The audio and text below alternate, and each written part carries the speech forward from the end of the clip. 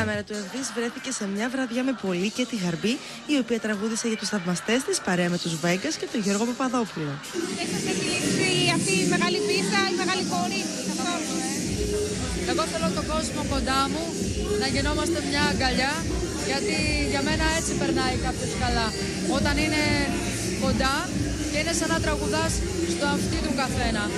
Οι μεγάλοι χώροι τους έζησα, τους χόρτασα, τι όλο απίθανο κάποια στιγμή να ξαναείμαι, αλλά τώρα θέλω κάτι πιο άμεσο και πιο κοντά. Η Κέτι Γαρμπή ακόμα σχολίασε και την πρόσφατη δήλωση του Διονύση Σχοινά ότι ο γάμος του έκανε κακό. Αλήθεια λέει, γιατί θυμάμαι ότι όταν άκουσαν οι φαν του Διονύση ότι παντρεύεται, χαρακτηριστικά μας είπαν ότι σκίσανε τις αφήσεις από τα δωμάτια τους. Εντάξει, το βρίσκω λογικό.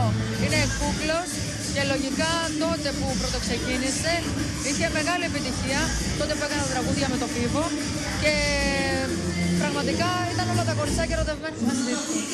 Αλλά ακούγοντας πίσω όμως ότι ο γάμος μου έκανε κακό, έτσι όπως το ακούσατε, δεν είπατε ναι, αλλά βγήκε κάτι καλό μετά.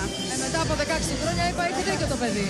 Έχετε μετανιώσει για αυτή την επιλογή του, δηλαδή αν ξαναγυρνάγατε τον χρόνο πίσω να το κάνατε εσείς αυτό, αντί για το Διονύση, να καθόσασταν εσείς σπίτι. Αν τύχαινε τότε και είχε ο Διονύσης δουλειά και εγώ έπρεπε να μείνω με το παιδί, πολύ ευχαρίστως εννοείται. Τον ζηλεύατε καθόλου? Έχετε κάποια διαφορά μικρή? Ζήλευα και τον ζηλεύω. Ο Διονύσης είναι πολύ ωραίο παιδί, είναι κούκλος. Οπότε γιατί να μην τον ζηλεύω?